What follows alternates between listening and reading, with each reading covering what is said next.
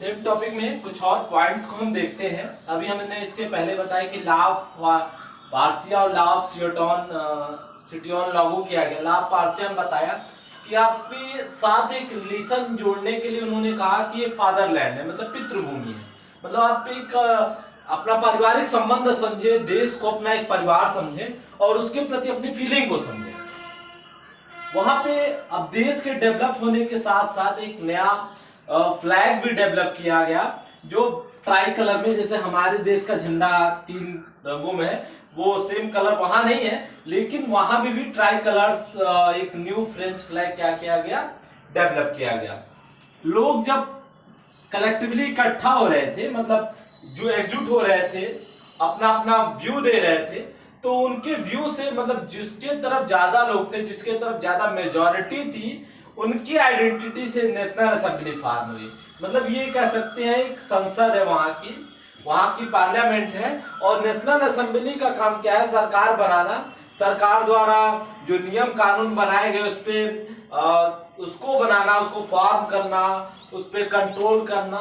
तो national assembly का स्वरूप क्या था, एक जनता का एक मंच तैयार करना ताकि पब्लिक के लिए एक प्लेटफॉर्म हो, पब्लिक वोट कर सके।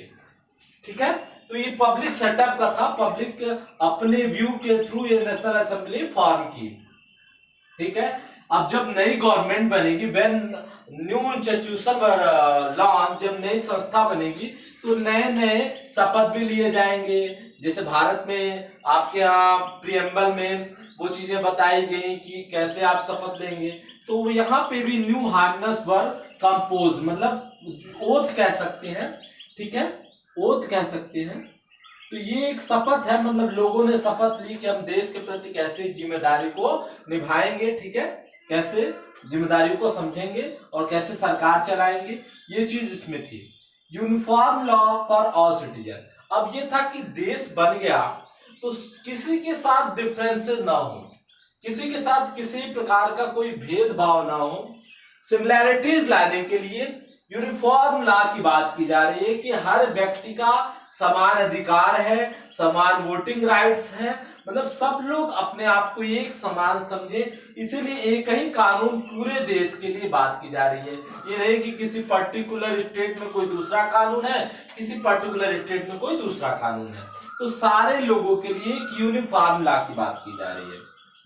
ठीक है, उसके अलावा internal custom duties and dues were abolished. अब ये था कि जो पहले अलग अलग क्षेत्रों के लिए बहुत जगह ऐसा होता कि डिफरेंट टाइप के टैक्सेस लगाए जाते थे, लिए जाते थे, तो राजा क्या करता था, वो तो अपना राजस्व भरने के लिए, या ये कह सकते हैं अपने कोष को इकट्ठा करने के लिए इस टाइप के टैक्सेस लगाता रहता था। लेकिन आपको देश के लिए अगर देश को टैक्स की जरूरत भी पड़ी तो एक ही टैक्स सभी पे लागू किया जाएगा, सब पे एक प्रकार का टैक्स लागू किया जाए। इसीलिए अलग अलग इंटरनल कस्टम ड्यूटीज को या जो भी ऐसे टैक्सेस थे उसको खत्म कर दिया गया तत्काल रूप से। अब देश के लिए लैंग्वेज भी बहुत ज्यादा इंपॉर्टेंट होती है, क्योंकि लैंग्वेज पे कई बार क्या हो जाता है ना कि डिस्प्यूट हो जाता है, विवाद हो जाता है। लैंग्वेज मतलब आपके यहाँ भारत में 1600 से अधिक भाषाएं बोली जाती हैं, तो यहाँ भी ऐसे ही विभिन्न प्रकार के लोग थे, अपने लोकल लैंग्वेज को बोलते थे। लेकिन अब इस प्रकार का डिस्प्यूट ना रहे, इसलिए वहां पे रीजनल डेलीगेट्स वर डिस्करेज। रीजनल डेलीगेट्स का मतलब जो है, जो क्षेत्रीय भाषाएं हैं उनको डिस्करेज किया गया, मतलब उनको प्रोत्साहित प्रमोट नहीं किया गया।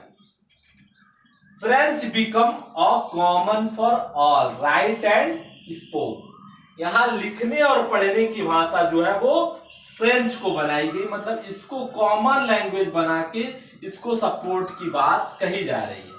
तो यहां आप देख रहे हैं कि 1789 में जो क्रांति की शुरुआत होती है उसमें बहुत सारे चेंजेस हो रहे हैं।